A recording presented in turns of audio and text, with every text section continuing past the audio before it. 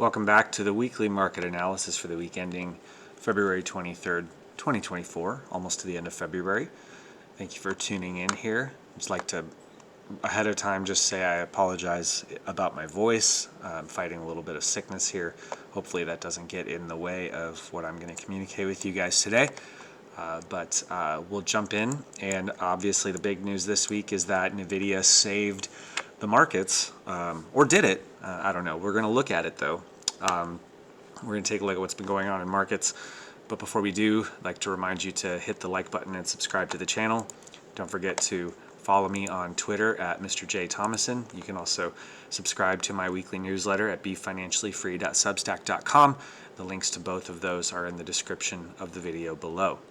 So going back to the markets today. So we've got S&P right now, which has closed at another new all-time high. Obviously, intraday we were up a lot higher. NASDAQ, not quite there. Yesterday, NASDAQ closed at, let me see here, high 18,087. And I'm looking at the futures, obviously. Yeah, so yesterday, NASDAQ closed at an all-time high. What's interesting today is the NASDAQ took out the intraday high, the intraday all-time high, but then closed down. Interestingly, we'll take a look at that. Russell is closing at 2020.5 on the futures underneath the 2023.7 resistance, which goes back obviously a couple of years. So we'll see if we'll talk about what that potentially means in the long run, if it means anything at all. That's kind of the rundown on the markets, on the equities. If we take a look at the dollar had a down week. Obviously, it could have been down a lot more, settling in just below 104. The big question on everyone's mind is this has this bounce been completely finished, and are we now about to head further downward? I would argue that the general consensus around the dollar is that it is going to weaken. We'll talk about what that could look like and if that's likely or not in just a moment. The 10-year Treasury yield, the big news for me this week was that we got a confirmed tide cross despite the down day in the Treasury yields across the curve. We did confirm a tide cross just barely, and to me, this is just like, I've talked about this a lot, this is just like the tide cross we got in May of 2023 and the tide cross that we had in August, September of 2021. Basically, the idea being that we've had these bearish tide crosses, and that ended up being right around the bottom of the move in the Treasury yield. And I think one of the biggest risks in 2024 is that bond yields actually go up, and that's obviously not good for people who are in fixed income, but it's also eventually something that's not good for the equity space as well. Now, obviously, stocks can take higher yields, but it was, around this point, let's see, we were above this level at the end of July of 2023 when stocks started to, below current levels by about 25, almost 25 basis points below where we're at now, when the correction in Q3 took place in 2023. Now, stocks can handle higher yields, and if you think about it, despite the fact that across 2022 we saw stocks go down, here's what's crazy. At the lows in October, yields are higher or about as high as they were at the lows of the stock market, and now the stock market's at all-time highs. So that's pretty wild. But as I mentioned in previous videos, my biggest concern going forward is that this tide cross means something to the upside, and that it means that at minimum yields are going to head up to around the 4.75 excuse me, the 4.75 level, and I think that would be concerning, definitely, for market participants. Now, I don't expect it to go up immediately. I could see, I mean, if you just look at the last time we got the tide cross, it was kind of a, this slow bleed up. I could see the same kind of thing happening. In this case, we could just get a gradual rise like that. I'm obviously not trying to point up above 5% and say that, oh yeah, we're definitely getting up there. But I think that's a risk. And to me, this is one of the biggest stories that's not being talked about because everyone is so focused on NVIDIA earnings, and we'll just take a look at NVIDIA for just a second. NVIDIA closed up on the day, but obviously well off its highs over 800, which is a pretty wild couple of days for NVIDIA. If you just pull back and look at the chart, it's pretty ridiculous. That's why you should look at it on a logarithmic scale, then it looks slightly less ridiculous. Still ridiculous, but slightly less so. But in any case, point being, everyone's paying so much attention to NVIDIA that there's no attention being paid to the fact that the trend momentum in bond yields, is going back to the upside. And the concern here that I have is, again, that the yields are going to go up because, I mean, at this point, the consensus is that peak bond yields are behind us. Everyone thinks that October of 2023 was the peak, but it's interesting that that was the peak allegedly in October 2022. Now they're higher. So, I think that's there's not a lot of credence being given to that.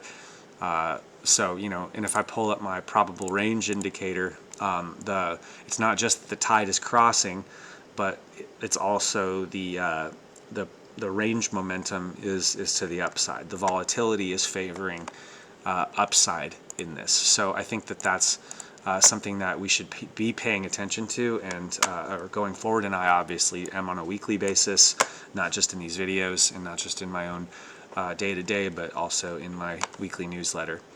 So that's been going on.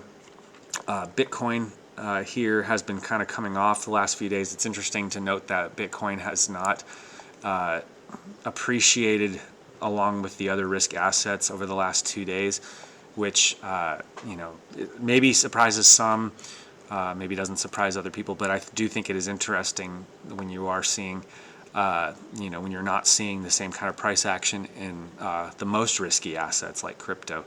But we'll talk about that maybe in just a minute. Gold has had its best day or its best week in a while. This was an interesting candle today, going down below yesterday's low and then ending up closing above yesterday's high. So that's the type of reversal engulfing candle that suggests that upside is possible, although I'm not super sure. I'm not super positive one way or the other. I don't really have a conviction one way or the other, as I have had over the last long while, as many of you who have followed this channel know. Crude oil, interestingly, had a really bad down day, and I think a lot of people are thinking that this is going to be that crude oil is a sell. I'm not so sure about that. We've got trend momentum starting to turn to the upside. We've got the range and volatility favoring upside. And the price is above the tide line.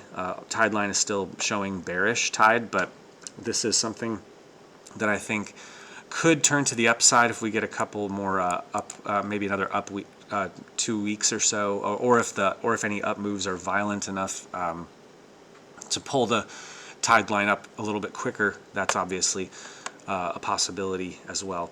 But I do want to be aware that crude oil, given this bounce, obviously we had a huge bear market 2022 and 2023.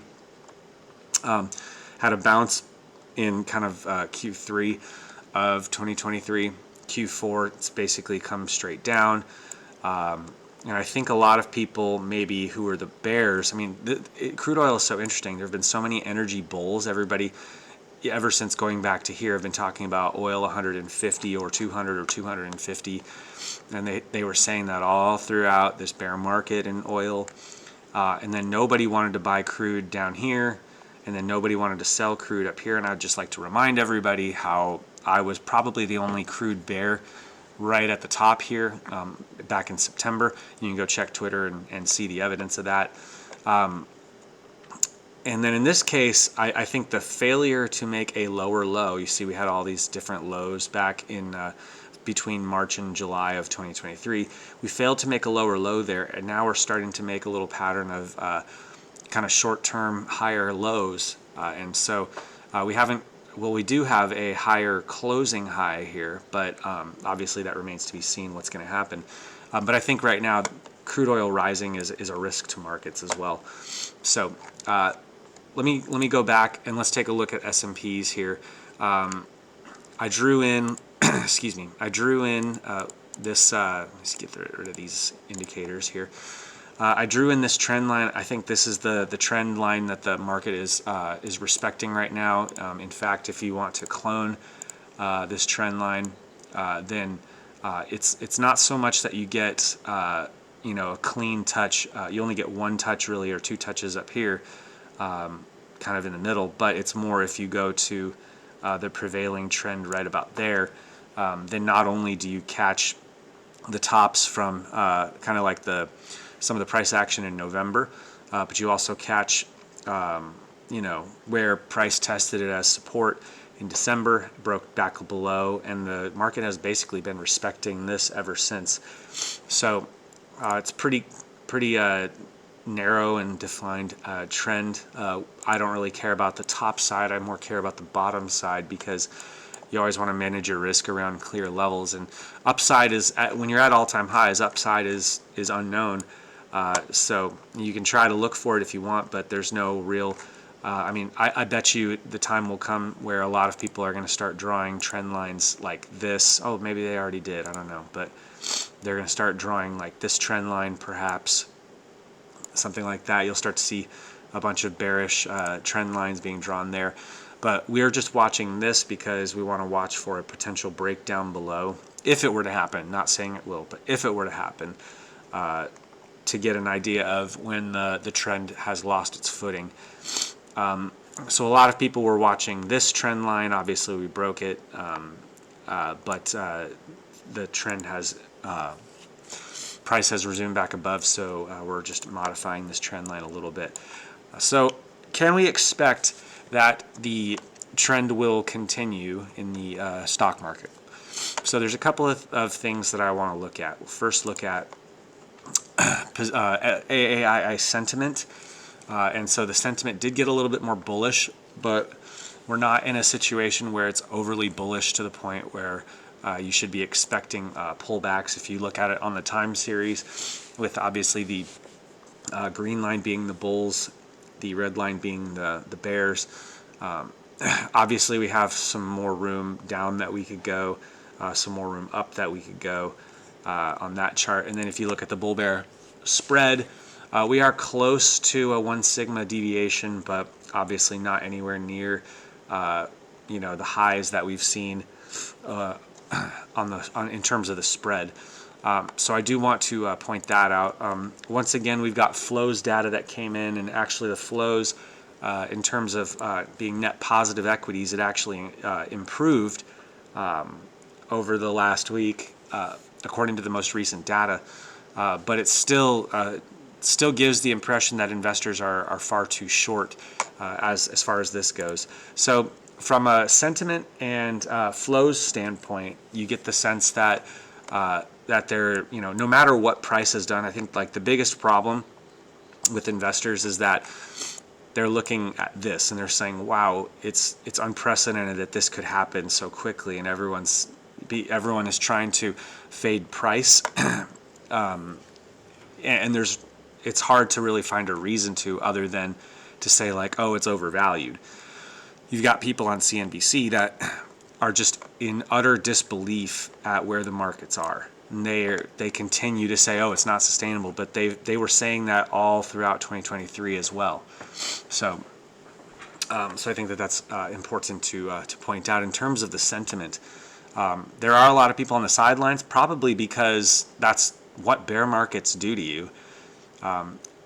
Just kind of anecdotally, one of the things that I've paid attention to recently is I've just heard a lot of interviews where people talk about, if we want to jump back to the 2007 to 2009 bear market, where S&P dropped over 50%.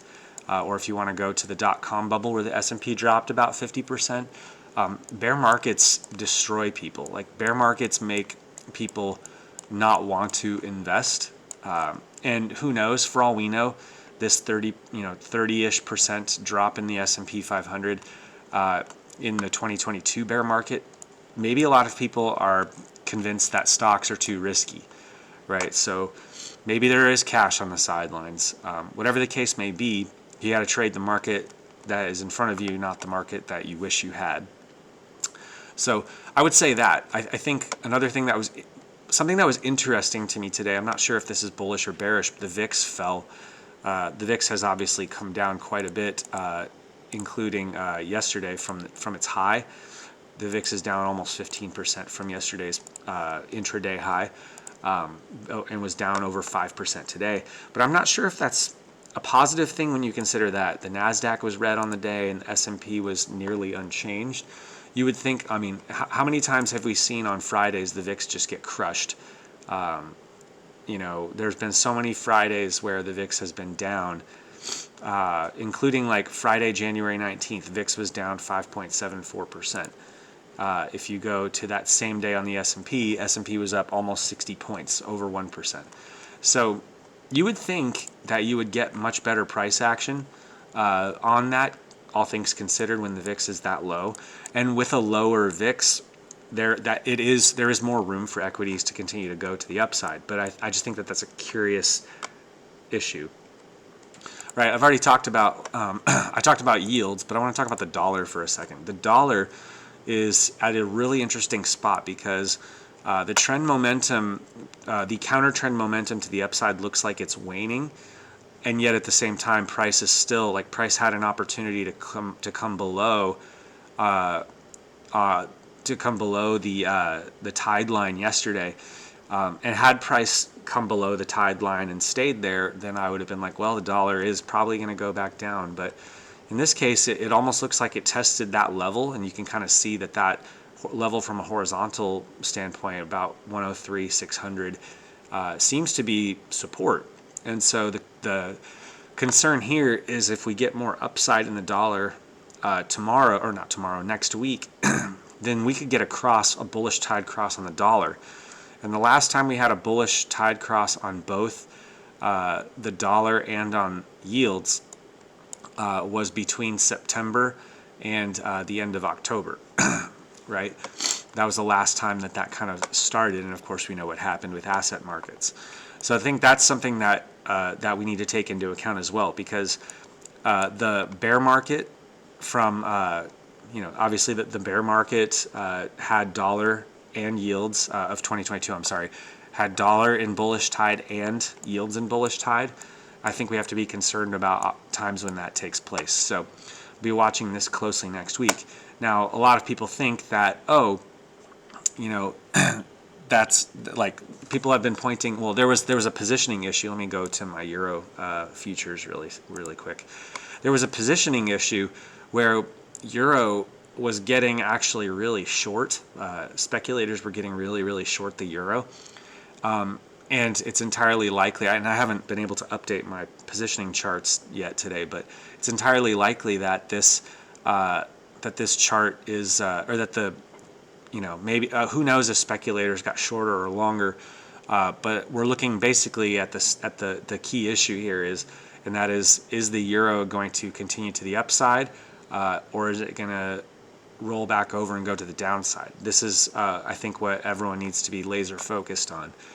If the Euro continues back to the downside, DXY is going to get a bullish upside cross. So we want to be watching that as well. Okay, before we get out of here, I think I'm going to take a look at Bitcoin. We're going to consider whether or not this is going to what's going to happen here with crypto. If this is going to be something that rolls over, or if it's going to be if it's just kind of moving sideways for a little bit on the way to making new highs for the cycle.